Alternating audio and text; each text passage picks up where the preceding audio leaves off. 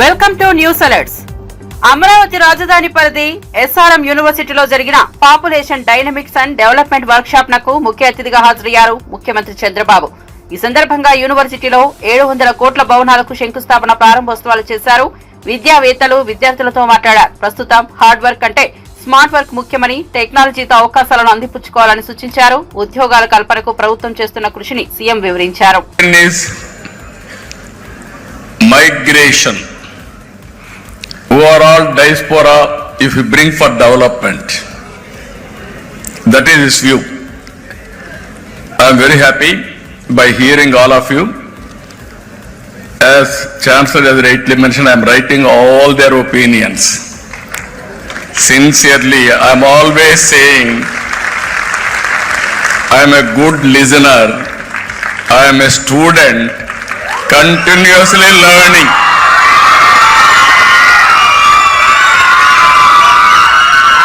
Today my subject is population management. Nobody used to talk about population management as on now. In 1995, as all of you, I also thought population is growing, land is not growing, water is not increasing, food is not increasing, there will be a big problem. Then I promoted small family, 2 child norm or 1 child. That is how I promoted. Everybody told me it's very difficult to motivate people. First of all, you have to address poverty among women. Second, you have to go for literacy. Awareness will come. Then only they will listen to you to control population. My theory at the time was, I can address all these things. Standalone system I can address, it will take years together, and also it is a vicious cycle. I had a determined approach how to reduce population. Very aggressive approach I have taken.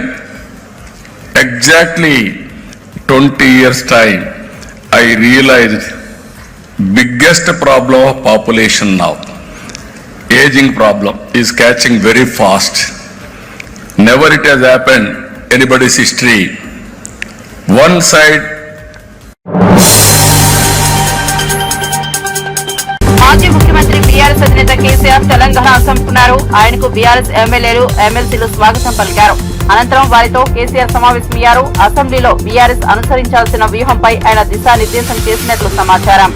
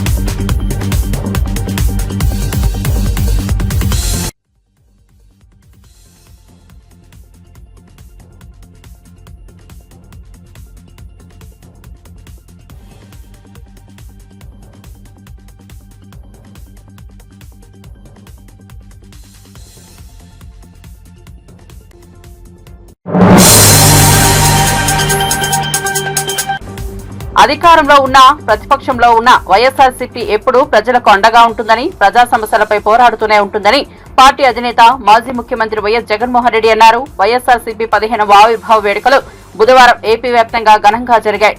ఈ క్రమంలో Tadepalli party కేంద్ర కార్యాలయంలో జరిగిన వేడుకలకు హాజరైన YS Jagan మహానేత వైఎస్ఆర్ విగ్రహానికి నివాళులర్పించి party జెండా ఆవిష్కరించి ప్రసంగించారు.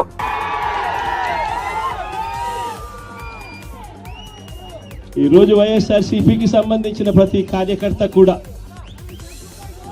గ్రామంలో ఉన్న ఏ ఇంటికైనా కూడా వెళ్ళొచ్చు,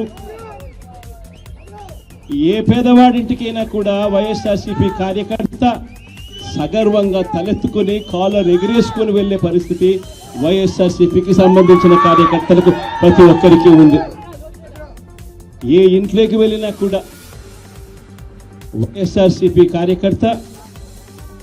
కార్యకర్తలు చూసినప్పుడు ఆ ఇంట్లో నుంచి వచ్చే ప్రతి అక్క, ప్రతి చెల్లెమ్మ, ప్రతి అన్న, ప్రతి తమ్ముడు, ప్రతి సోదరుడు, ప్రతి రైతన్న, ప్రతి అవ్వ కూడా వైఎస్ఆర్సీపీ కార్యకర్తలు చూసినప్పుడు చిక్కటి చిరునవ్వుతోనే పలకరిస్తుంది. కారణం వైఎస్ఆర్సీపీ ఏదైనా కూడా చెప్పిందంటే చేస్తుంది అన్న నమ్మకం ఈరోజు ప్రతి ఇంట్లో కూడా ఉంది. కాబట్టి ఈరోజు అటువంటి పరిస్థితుల మధ్య ఈరోజు యాదృచ్ఛికంగా విద్యా దీవెన, వసతి దీవెనకు సంబంధించి, పిల్లలకు సంబంధించిన అన్యాయాలకు సంబంధించిన, జరుగుతూ ఉన్న అన్యాయాలకు సంబంధించిన విషయాల మీద ఈరోజు యాదృచ్ఛికంగా ప్రొటెస్ట్ కార్యక్రమం కూడా జరుగుతూ ఉంది. ఈ కూటమి ప్రభుత్వం వచ్చి దాదాపుగా 10 నెలలుగా వస్తూ ఉంది. ఈ 10 నెలల కాలంలో ఎన్నికల వేళ వాళ్ళు చెప్పిన సూపర్ 6లు, సూపర్ 7లు అన్నీ గాలికి ఎగిరిపోయాయి. వ్యవస్థలన్నీ కూడా చదువులు కానీ, వైద్యం కానీ, గవర్నెన్స్ కానీ, వ్యవసాయం కానీ ఏది చూసుకున్నా కూడా వ్యవస్థలన్నీ కూడా నిర్వీర్యమైపోయిన పరిస్థితులు కనిపిస్తూ ఉన్నాయి. ఈరోజు పిల్లలకు సంబంధించిన ఫీజులకు సంబంధించిన బకాయిలు కూడా సంవత్సర కాలంలో ఫీజు రీఎంబర్స్మెంట్కు కావాల్సింది ఒక్కొక్క క్వార్టర్కు 700 కోట్ల రూపాయలు చొప్పున సంవత్సరానికి 2,800 కోట్ల రూపాయలు విద్యా దీవెన కింద 4 క్వార్టర్లకు సంబంధించిన కేటాయింపులు చేయాలి. అంటే 2,800. తెలంగాణ చలనచిత్ర అవార్డులకు సంబంధించిన గద్దర్ అవార్డుల ప్రదానోత్సవం ఏప్రిల్లో నిర్వహించనున్నట్లు దిల్ రాజు ప్రకటించారు. గద్దర్ అవార్డుల ప్రదానోత్సవం ఎంపికపై ఇటీవల సీఎం రేవంత్ రెడ్డి విధి విధానాలు ఖరారు చేసిన విషయం తెలిసిందే. ఈ వివరాలను నిర్మాత దిల్ రాజు మీడియా సమావేశం నిర్వహించి వెల్లడించారు. ఉమ్మడి ఆంధ్రప్రదేశ్ లో నంది అవార్డుల పేరిట చలనచిత్ర పురస్కారాలు ఇచ్చేవారని, తెలంగాణ ప్రత్యేక రాష్ట్రం ఏర్పడ్డాక ఈ కార్యక్రమం జరపలేదని తెలిపారు. ఈ క్రమంలో 2014 నుంచి 2023 వరకు విడుదలైన చిత్రాల్లో ప్రతి ఏడాదికి సంబంధించిన ఒక ఉత్తమ చిత్రానికి అవార్డు ఇస్తామని ప్రకటించారు. సీఎం రేవంత్ రెడ్డి కోరిక మేరకు హైదరాబాద్ ను ఇంటర్నేషనల్ హబ్ గా మార్చడానికి, సినిమా రంగాన్ని కూడా అంతర్జాతీయ స్థాయిలో అభివృద్ధి చేయడానికి కృషి చేస్తున్నామని అన్నారు. రావడం జరిగింది. సో దానికోసం 2014 జూన్ నుంచి రిలీజ్ అయిన సినిమాలకి, అంటే ఎవ్రీ ఇయర్ 2014 జూన్ నుంచి 2023 డిసెంబర్ 31 వరకు ఎవ్రీ ఇయర్ ఒక బెస్ట్ ఫిలిం కి కూడా అవార్డు ఇవ్వాలని నిర్ణయం తీసుకున్నాం. అలాగే 2024 ఇందాక మీకు చెప్పినట్టు అవార్డ్స్ అన్ని పాత రోజుల్లాగా ఎలా అయితే ఉన్నాయో కొన్ని మార్పులు చేర్పులతో ఫైనల్ చేయడం జరిగింది. సో అప్లికేషన్స్ ఇమ్మీడియట్ గా స్వీకరించి స్క్రూటినీ చేసి జ్యూరీలు కూడా ఫైనల్ చేసేసి ఏప్రిల్లో ఈ అవార్డు ఫంక్షన్ అంగరంగ వైభవంగా చేయాలని ప్రభుత్వం ఆశిస్తుంది. దానికి అందరం ఎఫ్డీసీ తరఫున, అలాగే ఫిలిం ఇండస్ట్రీ నుంచి చాలా మందిని ఇక్కడ మేము జ్యూరీ లాగా తీసుకొని చేసి అవార్డ్స్ అనేటి నెక్స్ట్ మంత్ బెస్ట్ ఈవెంట్ చేయాలని గవర్నమెంట్ ఆశిస్తుంది. దానికి మేము కంప్లీట్ చేయాలని ఈ రోజు నుంచి కంకణం కట్టుకున్నాం. అలాగే 2014 నుంచి కొన్ని ఎఫ్డీసీకి, అప్పుడు బీఆర్ఎస్ గవర్నమెంట్ ఉన్నప్పుడు సినిమా అవార్డ్స్ అనుకున్నప్పుడు దానికి కొంతమంది ఎఫ్డీసీకి అవార్డ్స్ కోసం అప్లికేషన్ తో పాటు సమ్ అమౌంట్స్ పే చేశారంట.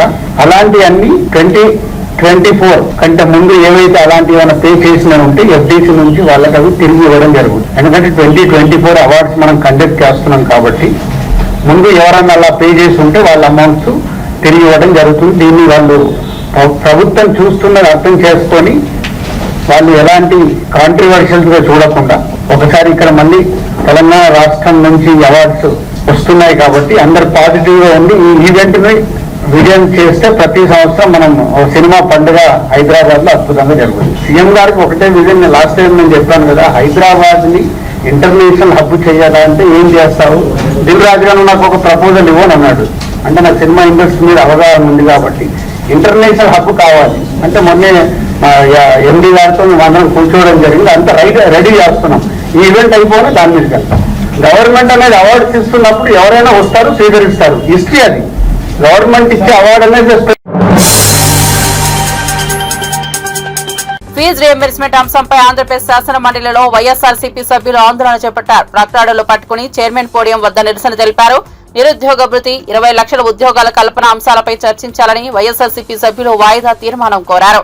దీనికి మండలి చైర్మన్ నిరాకరించారు. అయితే తాము దీనిపై చర్చించేందుకు సిద్ధంగా ఉన్నామని మంత్రి నారా లోకేష్ స్పష్టం చేశారు. ఆందోళనల మధ్య సభ పలుమార్లు వాయిదా పడింది.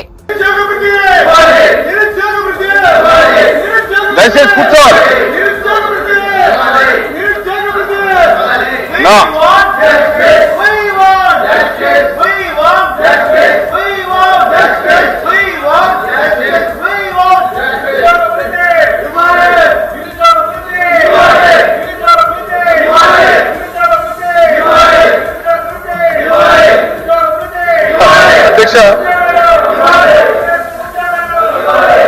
వాస్తవంగా నేను ఒకసారి మాట్లాడుతున్నానండి. మీరు అడిగేదాన్ని మాట్లాడతారు, మాట్లాడలేమండి, మంచిగా మాట్లాడలేమండి. అధ్యక్ష ఒకరు పెద్ద నాకు చెప్పారు అధ్యక్ష, కోర్టులో జడ్జి గారు ఉన్నారు అధ్యక్ష, నిందితుడిని తీసుకెళ్లారు. ఆ నిందితుడు వెళ్ళి జడ్జి ముందర అని ఏడ్చారు అధ్యక్ష.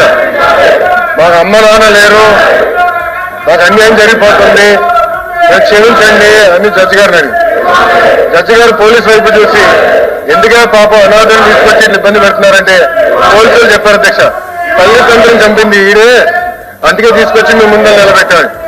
అధ్యక్ష ఇది ఎట్లుందంటే గతంలో ఫీజు రీఎంబర్స్మెంట్ చేయలేదు అధ్యక్ష. 4,500 కోట్ల రూపాయలు బకాయిలు పెడతారు, దానిపైన ధర్నా అంటారు అధ్యక్ష. వాళ్ళే కరెంట్ ఛార్జీలు పెంచుతారు, దానిపైన ధర్నా అంటారు. ఎట్లా అధ్యక్ష ఇది? ఎందుకు 4,500 కోట్ల రూపాయలు బకాయిలు పెట్టారు చెప్పమనండి, డిస్కస్ చేద్దాం అధ్యక్ష. చర్చకి సిద్ధంగా ఉన్నాం, షార్ట్ డిస్కషన్ ఉంది, దానిపైన చర్చిద్దాం అధ్యక్ష. అన్ని విషయాలు చర్చిద్దాం.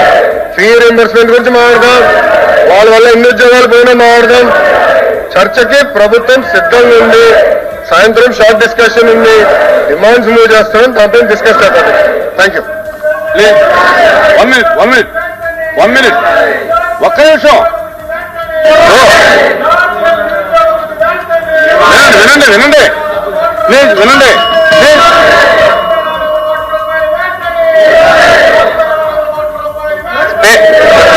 మీరు రూలింగ్ ఇచ్చారు అధ్యక్ష, మీరు రిజెక్ట్ చేశామని చెప్పిన తర్వాత ఈ సభకి శాంటిటీ ఉన్న తర్వాత కాదు సార్ మీరు తిరస్కరించామని చెప్పినారు అధ్యక్ష. చెప్పిన తర్వాత ఈ విధంగా కాల్ చేయటం. లిక్కర్ కుంభకోణంపై మాజీ రాజ్యసభ సభ్యుడు విజయసాయిరెడ్డి సంచలన వ్యాఖ్యలు చేశారు. ఆయన విజయవాడలో మీడియాతో మాట్లాడారు. లిక్కర్ స్కామ్ లో సూత్రధారి, పాత్రధారి రెండు కసిరెడ్డి రాజశేఖర్ రెడ్డి అని కుండ బద్దలు కొట్టారు. దీని గురించి మరిన్ని వివరాలు సమయం వచ్చినప్పుడు బయట పెడతానని హాట్ కామెంట్స్ చేశారు. భయం అనేది నా బ్లడ్ లోనే లేదు, ఎవరికి భయపడే రకం కాదు. గతంలో నాయకుడిపై భక్తి, గౌరవం ఉండేది, ఇప్పుడు ఆ భక్తి దేవుడి మీద ఉంది. జగన్ నాకు పదవులు ఇచ్చాడు కాదనను, కానీ ఆ పార్టీలో అనేక అవమానాలు పడ్డాను. కోటరీ వల్లే నేను జగన్ కు దూరం అయ్యాను. జగన్ మనసులో నాకు చోటు లేదని తెలిసాకే వీడాలని నిర్ణయించుకున్నాను. కోటరీ మాటలు వినొద్దని అనేకసార్లు జగన్ కు చెప్పాను, అయినా వినలేదని విజయసాయిరెడ్డి ఆసక్తికర వ్యాఖ్యలు చేశారు. తప్పకుండా ఏకీభవించకుండా ఉండేదానికి ఏముంది దాంట్లో? ఈ కోటరీ వల్లనే నేను ఆయనకి దూరం అయ్యా. నేను ఇంకోటి, ఆయన జగన్మోహన్ రెడ్డి గారితో నేను మాట్లాడినప్పుడు నేను చాలా స్పష్టంగా చెప్పా, సార్ మీ మనసులో నాకు స్థానం లేదు, నా మనసు విరిగిపోయింది. మీ మనసులో స్థానం లేనప్పుడు ఈ పార్టీలో కొనసాగాల్సినటువంటి అవసరం నాకు లేదు, కాబట్టి నేను ఈ పార్టీ వదిలి వెళ్లిపోతున్నాను. మీ చుట్టూ ఉండే వాళ్ళ చెప్పుడు మాటలు విని మీరు తప్పుదోవ పట్టొద్దు. మీకు ఎవరు ఎవరు నిజాలు చెప్తున్నారు, ఎవరు అబద్ధాలు చెప్తున్నారు అన్నటువంటిది మీరు పూర్తిగా అర్థం చేసుకోండి. అర్థం చేసుకొని మీరు నిర్ణయాలు తీసుకోండి. అప్పుడు మీరు ప్రజలకు ఉపయోగపడతారు. మీరు నాయకులు, అధినాయకులు, ముఖ్యమంత్రిగా 5 సంవత్సరాలు పనిచేసినటువంటి అనుభవం ఉంది. భవిష్యత్తులో కూడా మీరు ఇంకా ప్రజలకు సేవ చేయాలి. కాబట్టి ఈ చుట్టూ ఉండేటటువంటి వాళ్ళ మాటలు వినవద్దు అని నేను ఫోన్లో మాట్లాడినప్పుడు లండన్ కి నేను చాలా స్పష్టంగా చెప్పాను. నా మనసు విరిగిపోయింది కాబట్టే నేను పార్టీ నుంచి బయట వచ్చాను. కానీ విరిగిన మనసు అతకదు కాబట్టి నేను పార్టీ నుంచి వెళ్లిపోయాను. తిరిగి ఆ పార్టీలో వైఎస్ఆర్ కాంగ్రెస్ పార్టీలో చేరేటటువంటి ఉద్దేశం నాకు లేదు. గర్వాపసి అన్నటువంటిది అప్లై కాదు, నా మనసులో లేదు. మీరేమన్నా రికమెండ్ చేస్తున్నారా? నేనేం చెప్పాను? నేను వ్యవసాయం చేసుకుంటానని చెప్పాను. వ్యవసాయం చేసుకుంటున్నాను. దాని మీద కూడా మీరు పత్రికల వాళ్ళు చాలా కామెంట్స్ చేసినారు. ఈ వ్యవసాయదారుడు ఏందయ్యా ప్యాంట్ వేసుకొని ఇన్షర్ట్ చేసుకొని ఏం వ్యవసాయం చేస్తాడని అని అన్నారు. అంటే వ్యవసాయదారులు మంచి చొక్కా, మంచి ప్యాంట్ వేసుకోకూడదా మీ దృష్టిలో? అలాంటప్పుడు వ్యవసాయదారుని మీరు కించపరిచినట్టు కాదా? అర్థం చేసుకోవాలి. మనోభావాలను దెబ్బతీయకూడదు. వ్యవసాయం అని అంటే వ్యవసాయమే. నేను నిజంగా కూడా అదే చేసుకుంటాను. ఇప్పటి వరకు, ఈ రోజు వరకు నేను వేరే రాజకీయ పార్టీలో చేరేటటువంటి ఉద్దేశం లేదు. ఇటువంటి వాళ్ళు ఏదైతే నా మీద నిందలు మోపుతున్నారో, ఎవరైతే నిందలు మోపుతున్నారో వాళ్ళందరినీ కూడా నేను భవిష్యత్తులో, ఇప్పుడు నేను సిఐడికి యథార్థాలు చెప్పాను, వాస్తవాలు చెప్పాను, ఎవరు దీనిలో ఇన్వాల్వ్ అయ్యారన్నటువంటి విషయం చెప్పాను. నేను అదే చెప్పాను. కర్త, కర్మ, క్రియ 3 కూడా విక్రాంత్ రెడ్డి అనే విషయం చెప్పాను. నాకు తెలిసి జగన్మోహన్ రెడ్డి గారి ప్రమేయం లేదని చెప్పాను. నేను వాస్తవాలు చెప్పాను. అదే విధంగా భవిష్యత్తులో నా మీద ఎటువంటి ఆరోపణలు చేసినా నేను దేవుడు సాక్షిగా వాస్తవాలే చెప్తానని మేము అందరి ముందు తెలియజేసుకుంటా ఉన్నాం. వైసీపీ ఆవిర్భావ దినోత్సవం సందర్భంగా పల్నాడు జిల్లా రెంటచింతలలో వైఎస్ఆర్సీపీ విగ్రహానికి నివాళులర్పించేందుకు వచ్చిన మాజీ ఎమ్మెల్యే పిన్నెల్లి రామకృష్ణారెడ్డిని పోలీసులు అడ్డుకున్నారు. మీకు అనుమతి లేదు, ఊర్లోకి రావద్దంటూ వారించారు. ర్యాలీ చేయకుండా, మైకు వాడకుండా పూలదండ వేసి వెళ్తామని చెప్పినా పోలీసులు ఒప్పుకోలేదు. చేసేదేమీ లేక పిన్నెల్లి వెనుదిరిగారు. దండేస్తాను, వెళ్ళిపోతాను. మైక్ పర్మిషన్ లేదు.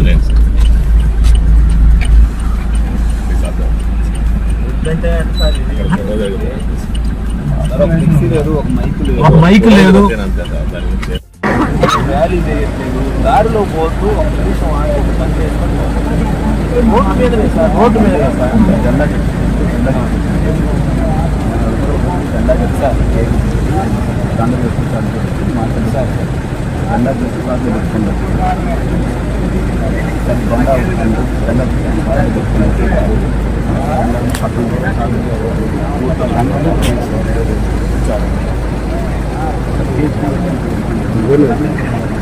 సార్. మరి ఇది ఇంత అన్యాయం అయితే సార్. కనీసం ఇంకా రేపు మేము అసలు రోడ్డు మీద కూడా తిరగొద్దు అంటారు. అంతేనా? ఇప్పుడు అంతే ఉంది సార్. అట్లా కాదు సార్, నేను అనేది మేమేమి సార్, నేను ఒక మైక్ మాట్లాడితే మైక్ పర్మిషన్, ఒక మైక్ పర్మిషన్ కాదు, ఏమి కాదు. దారిలో పోతూ రాజశేఖర్ గారు ఈ రోజు ఏంటంటే మా పార్టీ ఆవిర్భావ దినోత్సవం రోజు కూడా sir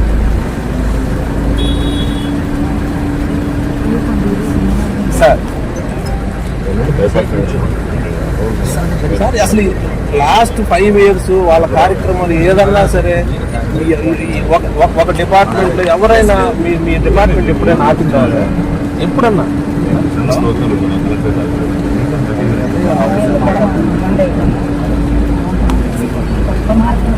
sir sir sir sir మీ మీద గౌరవం ఉంది, నాకు తెలుసు సార్. మేము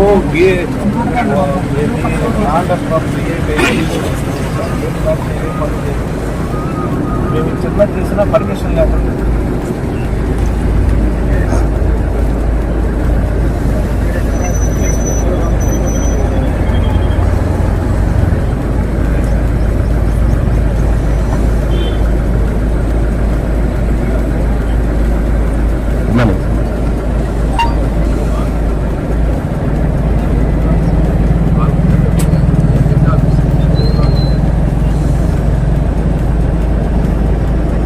మేము లైన్ దాన్ని కనీసం ఇప్పుడు ఎట్లుందంటే సార్, రాజశేఖర రెడ్డి పాపం దండ కూడా ఏంటని ఈ రకమైన పరిస్థితి లేదు సార్. నేను 20 ఏళ్ళ నుంచి ఎమ్మెల్యే ఉన్నాను. నేను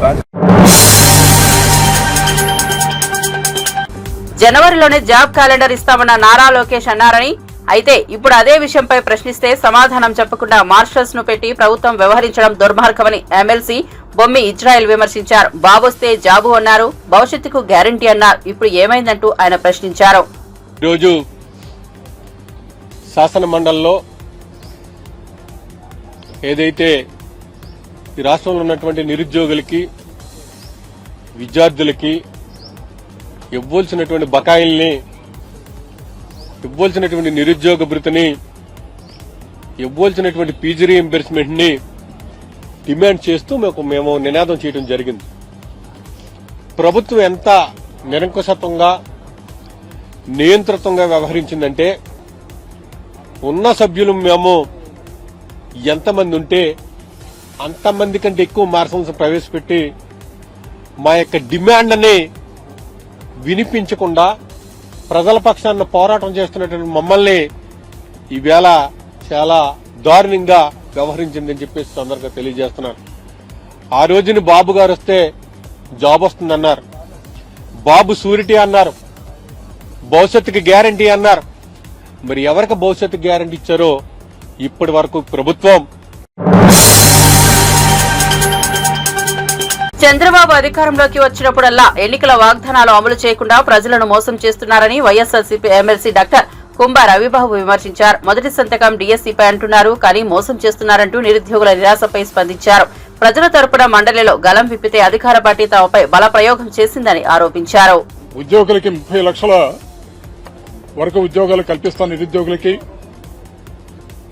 దాదాపు 20 లక్షల కోట్ల పెట్టుబడులు వస్తున్నాయి అని హామీ ఇవ్వడం జరిగింది. అలాగే ఈ ఎన్నికల సందర్భంలో కూడా 20 లక్షల మందికి ఉద్యోగాలు కల్పిస్తాం, ఉద్యోగాలు ఇవ్వలేపని పక్షంలో నిరుద్యోగులందరికీ కూడా నెలకి 3,000 చొప్పున నిరుద్యోగ భృతి కల్పిస్తామని ఎన్నికల సందర్భంలో మాట ఇచ్చి, హామీ ఇచ్చి, అనేక రకాలుగా మాయమాటలు చెప్పి అధికారంలోకి వచ్చినటువంటి వెంటనే ఇచ్చిన మాట నిలబెట్టుకోలేక అబద్దాలపు ప్రచారాలతోటి ఈ ప్రభుత్వం ముందుకెళ్తుంది. ఇవాళ రాష్ట్ర వ్యాప్తంగా నిరుద్యోగులు చాలా పెద్ద స్థాయిలో లక్షలాది మంది నిరుద్యోగులు రాష్ట్ర వ్యాప్తంగా ఉద్యమిస్తున్నారు. ఇవాళ ఇచ్చిన మాట నెరవేర్చాలి. ఎందుకంటే గతంలో ఫీజు రీయింబర్స్మెంట్ కూడా దాదాపు 3,900 కోట్లు బకాయిలున్నాయి. కానీ ఈ బడ్జెట్లో పెట్టింది కేవలం 2,600 కోట్లు మాత్రమే. గడిచిన బడ్జెట్లో అది కూడా పెట్టలేదు. ఇదంతా మోసపూరితమైనటువంటి కార్యక్రమాలతోటి ఈ ప్రభుత్వం ముందుకెళ్తుంది. 20 లక్షల మందికి ఉద్యోగాలు ఇస్తామని చెప్పి ఈ రోజుకి ఒక్కరికి కూడా ఉద్యోగం ఇవ్వలేనటువంటి దౌర్భాగ్యమైనటువంటి పరిపాలన ఈ పరిపాలన. ఫీజు రీయింబర్స్మెంట్ కనుక 20 లక్షల మంది విద్యార్థులకు ఇస్తే 7,200 కోట్ల రూపాయలు ఈ సంవత్సరానికి ఇవ్వాలి. గడిచిన సంవత్సరం 7,200 కోట్ల రూపాయలు ఇవ్వాలి. కనీసం బడ్జెట్ కేటాయింపుల్లో రూపాయి కూడా కేటాయించకుండా, ఇచ్చిన మాట నెరవేర్చకుండా రాష్ట్రంలో ఉన్నటువంటి నిరుద్యోగులందరినీ కూడా మోసం చేస్తున్నటువంటి ఈ ప్రభుత్వానికి కళ్లు తెరిపించే విధంగా ఇవాళ రాష్ట్ర వ్యాప్తంగా ఉద్యమాలు జరుగుతున్నాయి. ఇవాళ రాష్ట్రంలో దాదాపు 30 లక్షల పైచిలుకు నిరుద్యోగులు ఉన్నారు. కూటమి ప్రభుత్వం చంద్రబాబు నాయుడు గారి అధికారంలోకి వచ్చినటువంటి వెంటనే 20 లక్షల మందికి ఉద్యోగాలు కల్పిస్తామన్నారు. మొట్టమొదటి సంతకం డీఎస్సీ మీద పెట్టారు. అనేక సందర్భాల్లో, ఎన్నికల సందర్భంలో చంద్రబాబు నాయుడు గారు మాట్లాడుతూ ప్రభుత్వం అధికారంలోకి వచ్చినటువంటి వెంటనే మొట్టమొదటి సంతకం డీఎస్సీ మీద పెడతామని చెప్పారు.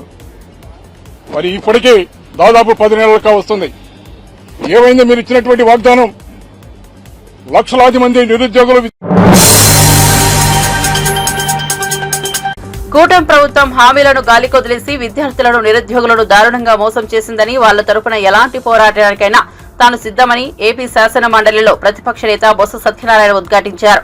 ఫీజు రీయింబర్స్మెంట్ బకాయిలు చెల్లించాలంటూ వైఎస్ఆర్సీపీ ఎమ్మెల్సీలు నినాదాలతో మండలిని మారుమోగించేలా చేశారు.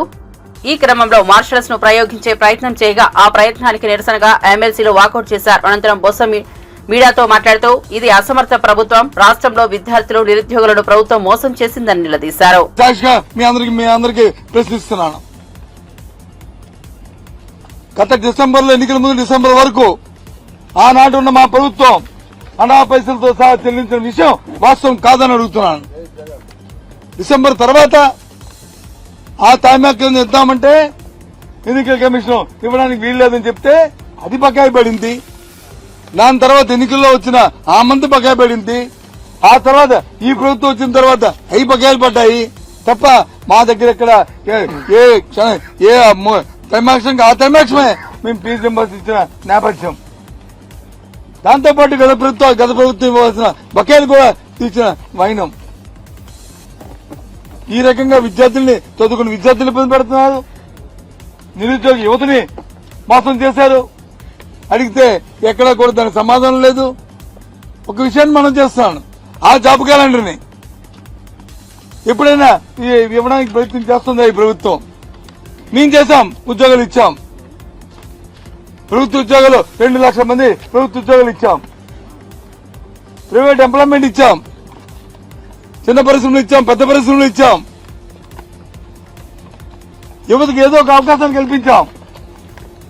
కానీ ఈ ప్రభుత్వం మాటలు తప్ప గాలి తప్ప వాస్తవంగా ఏ ఒక్కటి కూడా చేయట్లేదు. పైపెచ్చు తిరిగి మా మీద దాడి చేస్తుంది. సామాన్య ప్రజానీకం కోసం, యువత కోసం, నిరుద్యోగ సోదరుల కోసం, మహిళల కోసం, రైతు కోసం, రైతు కూలీ కోసం మేము వచ్చి గొంతెత్తి అడుగుతుంటే మా మీద మార్షల్తోని మా మీద దాడి చేయించి మా మీద మార్షల్తో వచ్చి మాతో చేయిస్తారా? ఇదేనా? ఆలోచన చేయండి. గత ప్రభుత్వంలో సభలో చేసిన తెలుగుదేశం పార్టీ చేసిన గందరగోళం గాని, వాళ్ళ అప్రసాదమైన చర్యలు గాని ఈ కాలంలో చట్టాన్ని చేతితో తీసుకోకుండా చట్ట ప్రకారం రాజ్యాంగబద్ధంగా ప్రజల పక్షాన్ని పోరాడుతున్న మా అందరినీ ఈ రకంగా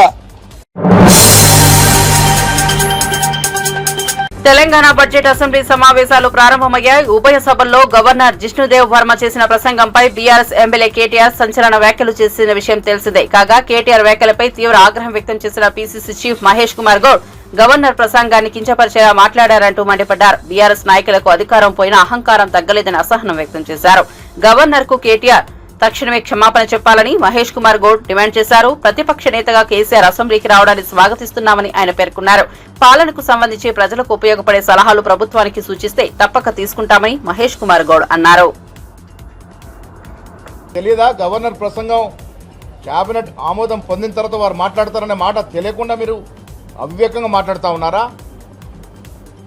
గవర్నర్ మాట్లాడిన అంశాలన్నీ కూడా ఇవాళ ఈ రాష్ట్రంలో ఉన్నట్టు కాంగ్రెస్ పార్టీ, కాంగ్రెస్ ముఖ్యమంత్రి, కాంగ్రెస్ మంత్రివర్గం చేస్తున్నటువంటి పలు ప్రజా సంక్షేమ అభివృద్ధి కార్యక్రమాల మీద గవర్నర్ గారు మాట్లాడడం జరిగింది.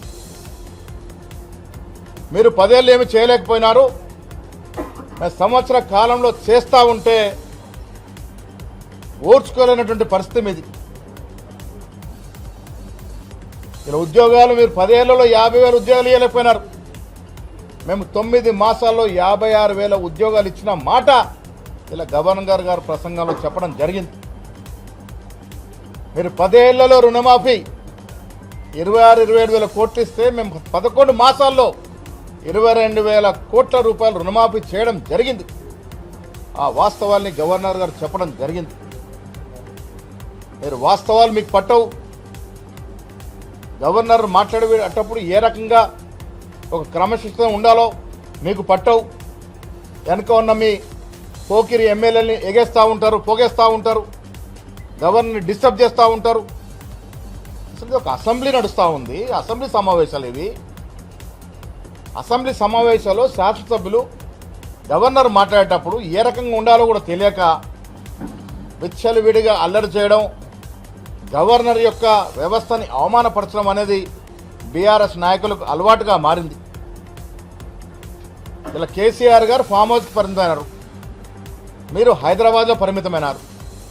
కేటీఆర్ గారు మీరు రాష్ట్రంలో తిరిగి కింది స్థాయిలో పర్యటిస్తే కాంగ్రెస్ అభివృద్ధి కానీ సంక్షేమం కానీ మీకు తెలుస్తుంది.